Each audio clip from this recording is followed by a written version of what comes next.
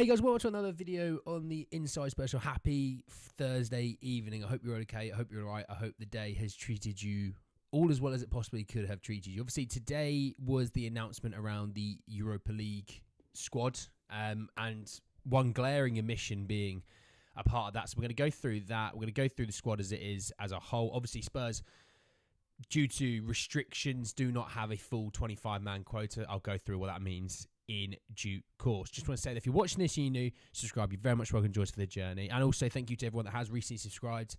And obviously people that have been here a long time. We passed 3,200 subscribers, I think, this afternoon. Pretty damn cool in my opinion. It's a fun little journey, this. But yeah, thank you everyone that has. So let's jump in. Let's talk about the Europa League. Obviously, Europa League draw came out not long ago. Spurs drawing, I'd say, a reasonable draw. I think it could have been so much worse. Yes, maybe in pot 3 we may have got the worst possible draw with away to Galatasaray, and in pot 4 one of the more difficult ones with away to Hoffenheim. But you know, at home to Roma and away to Rangers, you probably could have done a lot worse out of pot 1 as well. Ferencváros away, you know, that's not too bad. So look, I think Spurs could have done a lot worse. A Karabag at home, all right. So we could have done a lot worse. So all in all, it's not too bad. Now, but the squad's come out today, and let's sort of go through it, because there is a weird situation that Jed Spence has been left out of the squad, which I don't truly understand. But we'll go through it first and foremost, because the glaring situation is they've decided to include Vicario, Austin, Whiteman, who are the two homegrown academy trained players. So they are needed for this squad to give us as many players within the squad as possible. But Fraser Forster is also part of the squad, so we're taking 4 keepers out of a possible 24 players. A sixth of our squad is just keepers alone. Moving to defence, where you would find, obviously, a Jed Spence. You have Radu Dragujin, Destiny Udogie, Christian Romero, Pedro Porro, Ben Davies, and Mickey van der Ven. Now, I think, if I'm honest, they're going to include Archie Gray as a fullback in that, because I think they'll have, you know, Dragujin featuring. They'll probably take it in turns between, you know, Romero or Van der Ven, or even Udogie playing.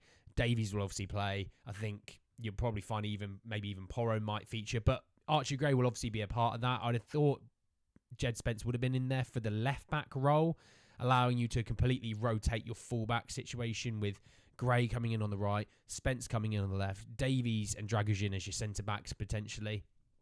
That would have made a ton of sense.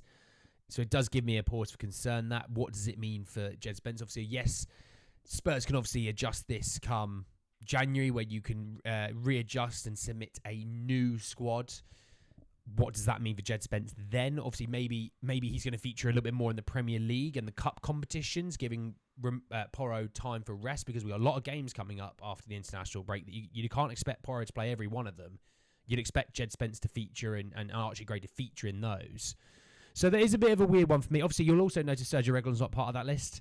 It's not shocking, is it?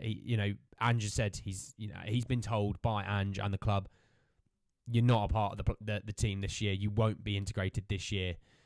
That's another nail in the coffin. You know, he's not going to feature in the cup competition. He's not going to finish feature in the Premier League. He's not going to feature in Europe, because especially if he does feature in Europe, you limit yourself of where you can send him, because obviously then he cup ties him and things like that. Moving to midfield, I'll obviously put this, by the way, I'll put this all on the screen, so don't worry. Moving to midfield, Yves Bissouma, James Maddison, Archie Gray, obviously, like I said, he might feature at fullback, Lucas Bergvall, Dejan Kulusevski, Brennan Johnson, Wilson Odobert, Pape Sarr, and Rodrigo Bentancur. Interesting they consider Johnson, Odobert as midfielders, because I was just looking at the forward line and there's only 3 players in that, which is bonkers to me. So yes, that is a part of that. Now obviously I think the ability that you can still have your youngsters feature, you know, Mikey Moores and all that, they can still feature. I don't believe they have to be considered.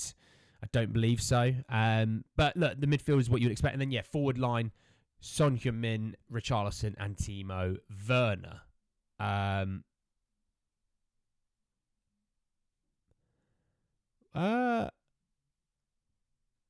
Where's Dominic Solanke? I've just clocked that. Just going through his comments, I don't I don't see where they've... I think maybe he's left him out accidentally. That's all I'm going to say is I'd assume Solanke's been in there. There's been no news Solanke's not in the squad, so I don't know what that situation is, but I've just read the article. I've just gone through the list, and in the forward line, it says Son, Richarlison and Werner. Why is Brendan Johnson considered a midfielder if Timo Werner's considered a forward? That, to me, confuses my mind. Solanke will be a part of the squad. There's no way Solanke's not a part of the squad. I don't know what's happened there. I think there might be a typo in there somewhere. I'd assume Solanke's part of the squad. But let me know what you think down below about that squad. The Jed Spencer mission, I think, is the big one there. What's your thoughts on that? I'm a little bit confused by that. I don't understand it personally. Maybe when we next come to an ange press conference, we'll know a little bit more about it then. But yeah, for now, I think it's very confusing. But let me know down below.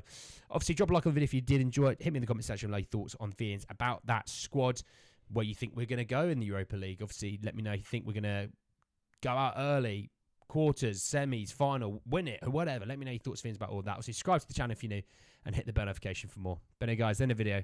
I'll see you all very, very soon. Take care, guys.